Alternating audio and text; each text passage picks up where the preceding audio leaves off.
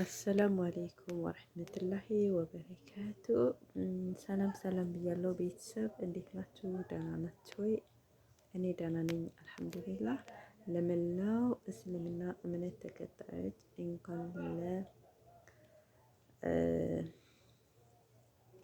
ለረመዳን አደረሳችሁ ማለት ነው። ኢንሻአላህ የኸይረ ረመዳን ያደርግልን ኢንሻአላህ። ጾሞ ከሚጠቀሙት አላህ ያደርግልን ኢንሻአላህ። እንግዲህ እኛንም ስደት በቃችሁ ብሎ በሀገራችን ላይ ቤተሰብ ጋር አብረን የምንጾም ያደርገን። ወላሂ እንዴት ይዟችኋልኝ ቤተሰብ? በውጭም ያላችሁ በሀገር ውስጥም ያላችሁ እንዴት ነው ረመዳን? የረመዳን ዝግጅት እንዴት እያደረጋችሁ ነው? እንግዲህ ረመዳን ነገ ነው እያሉ ነው አረቦች ማለት ነው። ኢንሻአላህ እንግዲህ አላህ የኸይር ረመዳን ያደርግልን። በኸይር ጾሞ ከሚጠቀሙት አላህ ያደርግልን። እንግዲህ ሀገራችንንም ሰላም አድርጎ ቤተሰቦቻችንም ደግሞ በሰላም ረመዳንን ጾመው የሚወጡት አላህ ያደርጋቸው ማለት ነው። እና ወይኔ እንደው እኛ ስደት ያለ ነው እኮ እንደምን ይሻላል። ረመዳን ሲመጣ በቃ ወይኔ በዚህ ባናታችን ነው የሚተክሉ። አዲስ ስራ ብትሄዱ የቆየ ስራ ቢሆን ማፊ ፋይዳ ማፊ ፈርቅ።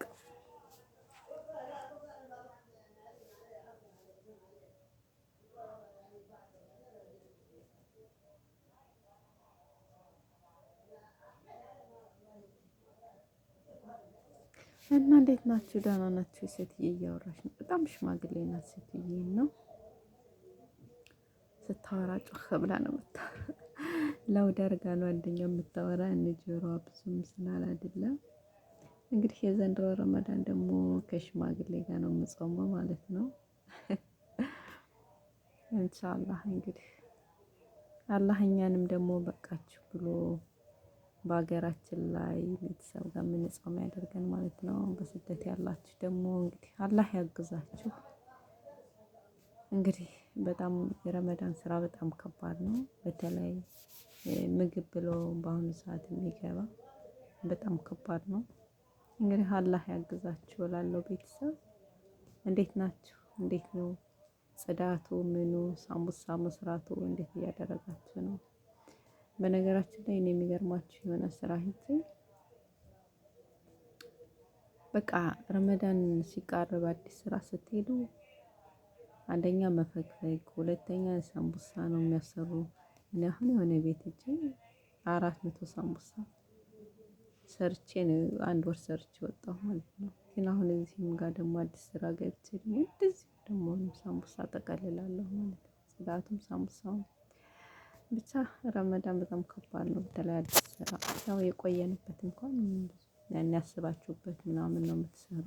አዲስ ስራ ስትሄዱ ሁሉም ነገር አዲስ ነው የሚሆንባችሁ ማለት ነው። ብቻ ግን እንግዲህ አላህ ያሳምርልን። አላህ ደግሞ እንግዲህ በቃችሁ ብሎ በሀገራችን አላህ ያደርግልን ኢንሻአላህ። ሁላችሁም በርቱ።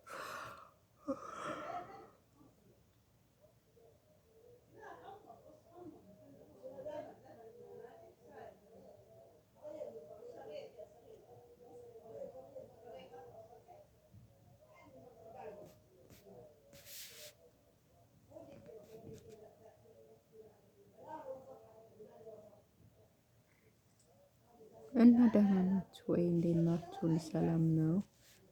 እኔ ደህና ነኝ አልሐምዱሊላህ። እስኪ ሁላችሁም ላይክ፣ ሼር፣ ሰብስክራይብ አድርጉና አበረታቱኝ ማለት ነው። ያው እኔ ግን አልተመቸኝም እና ነው እስከ ዛሬ ብዙም አልለቅም ብዙም አልገባም። ኢንሻአላህ እንግዲህ በኋላ እስኪ አንዳንዴ ከተመቸኝ እለቃለሁ የሚል ሀሳብ አለኝ። እና እስኪ የምትችሉ ላይክ፣ ሼር፣ ሰብስክራይብ አድርጉኝ እላችኋለሁ ቤተሰቦቼ።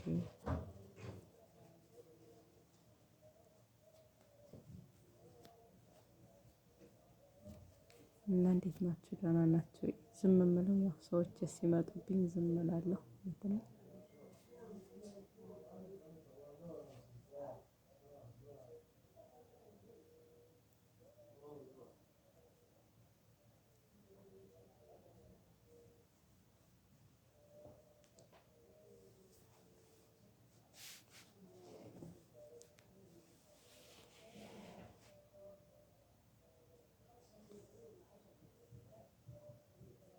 እና ሰዎች ሲመጡ ጸጥ እላለሁ። ሰዎች ሲሄዱ ደግሞ አወራለሁ።